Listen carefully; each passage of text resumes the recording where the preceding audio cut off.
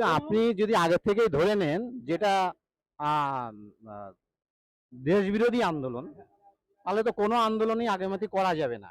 আপনি এই আন্দোলনটাকে কেন দেশবিরোধী ভাবছেন?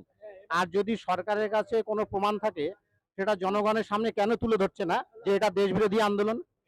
কিন্তু এই আন্দোলনকে নিয়ে অনেক অভিযোগ উঠছে। সেই অভিযোগগুলোকে আপনি কিভাবে দেখছেন? আন্দোলনের অভিযোগগুলো যে সম্পূর্ণরূপে শূন্যের ওপরে দাঁড়িয়ে আছে এমন নয়। কোনো কোনো ক্ষেত্রে ককরোচ জনতা পার্টির পেছনের যে ফান্ডিং, সেই ফান্ডিং কখনো শোনা যাচ্ছে আমেরিকা থেকে আসছে বা বাইরের কোনো দেশ থেকে আসছে, হতে পারে সেটা।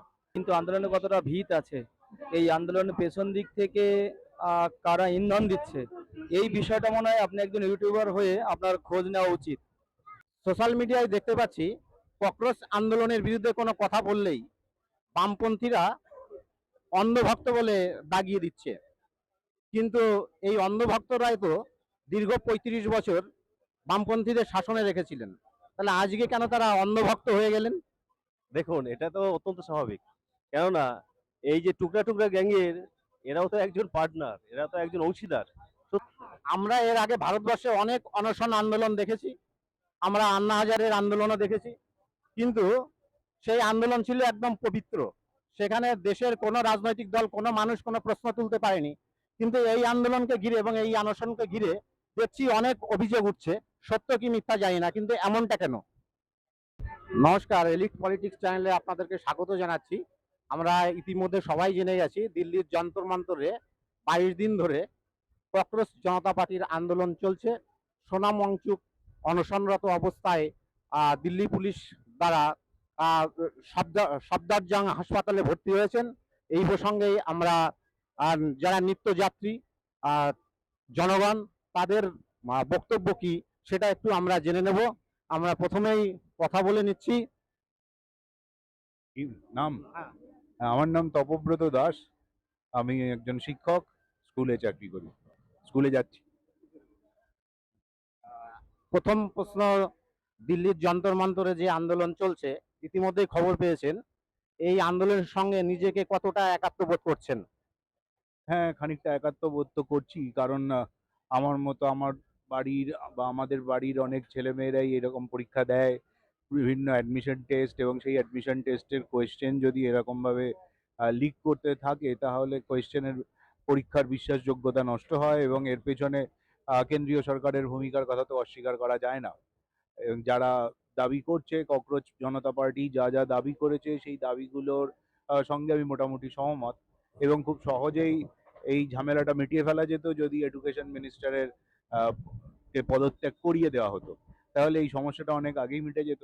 আমার মনে হয় যে আহ, সরকার যা করছে সেটা নিজেদের বিপদ ডেকে আনছে। খুব একটা ভালো পদক্ষেপ হচ্ছে না, খুব তাড়াতাড়ি এই সমস্যা মেটানো উচিত। সেটা যে সম্পূর্ণরূপে হাওয়ায় কথা উঠছে তাও নয়।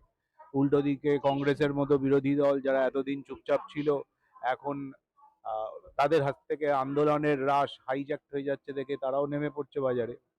অন্যান্য ছোট ছোট রিজিওনাল পার্টি, আজকে এই মমতা ব্যানার্জির মতো লোকজন, তারাও যাওয়ার চেষ্টা করবে। সেগুলো সবই ঠিক আছে, আহ, কিন্তু এর পেছনে কারণও থাকতে পারে।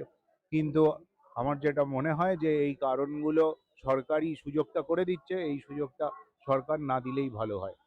এটা সরকারের প্রোপাগ্যান্ডাও হতে পারে, কিন্তু সত্যি যদি এই অভিযোগগুলো সত্য হয়, তাহলে সেক্ষেত্রে এই আন্দোলনের অংশীদার হিসাবে নিজেকে দাঁড় করাতে পারবেন?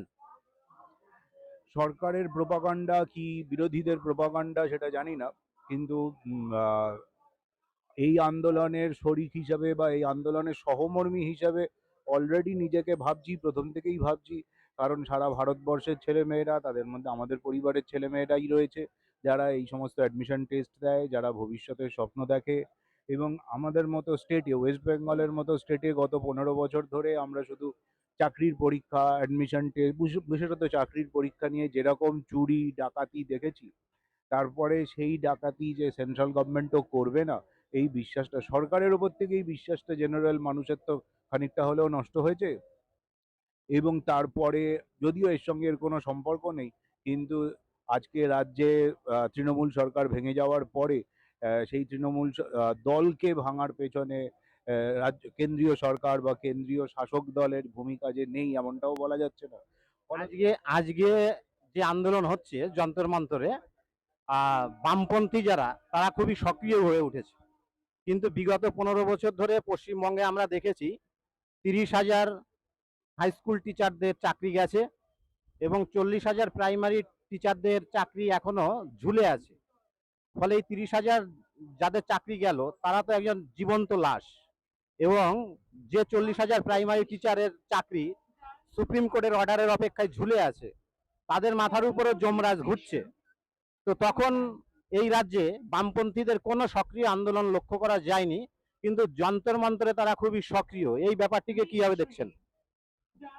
দেখুন, এটার মধ্যে কিছু বামপন্থীদের আন্তরিকতাও আছে, বামপন্থীদের ভড়ংও আছে।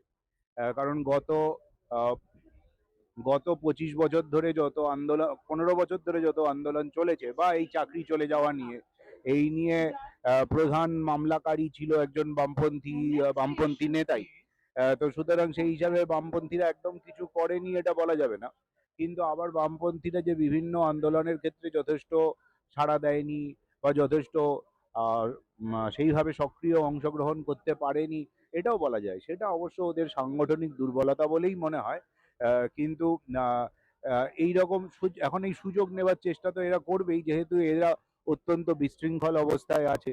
এই বারুইপুরের যে ধর্ষণের ঘটনাটি ঘটলো, সেখানেও প্রথম দিকে আমরা দেখেছি যে বামপন্থীরা সেই আন্দোলনের মুখ হওয়ার চেষ্টা করেছিল, কিন্তু তারপরে সরকার সক্রিয় ভূমিকা নেওয়ার পরে তারা মিইয়ে গেছে। বলছি যে যন্তর মন্তরে যে আন্দোলন হচ্ছে, খবর নিশ্চয়ই পেয়েছেন, এই আন্দোলনের সঙ্গে নিজেকে একাত্মবোধ করতে পারছেন? দেখুন, যন্ত্রমন্ত্রের যে আন্দোলন চলছে, প্রত্যেকটা মানুষের চাওয়া পাওয়া নিয়ে তাদের আন্দোলন করবে। যে যেভাবে মানুষ আন্দোলন করছে তাদেরকে উৎসাহ দিচ্ছে কে, এবং এটার জন্য বিদেশি কোনো শক্তির হাত আছে কিনা, এই বিষয়টা কিন্তু ভালো করে খতিয়ে দেখতে হবে।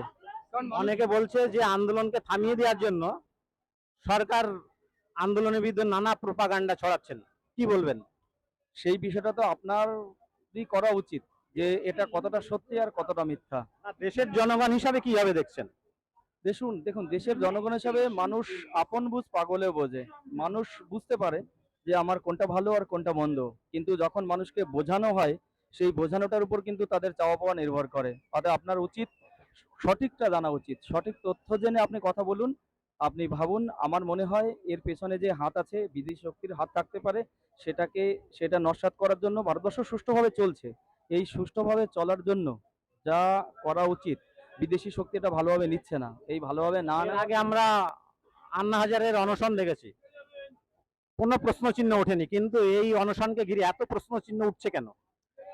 ওই যে বললাম, বিদেশি শক্তি যেভাবে চাইছে ভারতবর্ষ সুষ্ঠুভাবে চলুক, এটা কখনোই কিন্তু কাম্য নয়। বিদেশি প্রচুর, আর ভারতবর্ষ যেভাবে যেভাবে উন্নত হয়ে উঠছে, এই বিষয়টা অনেক মানুষ কিন্তু এটা ভালো চোখে নিচ্ছে না। বিশেষ করে উন্নত শক্তি দেশগুলো, তারা বিভিন্নভাবে, বিশেষ করে চীন, আমেরিকা, এই দেশগুলো কিন্তু ভারতবর্ষের ক্ষতি চাইছে, এবং তাদের উৎসাহে, তাদের ইন্ধনে পা দিয়ে কিন্তু আমাদের দেশের অনেকেই কিন্তু এগিয়ে আসছে।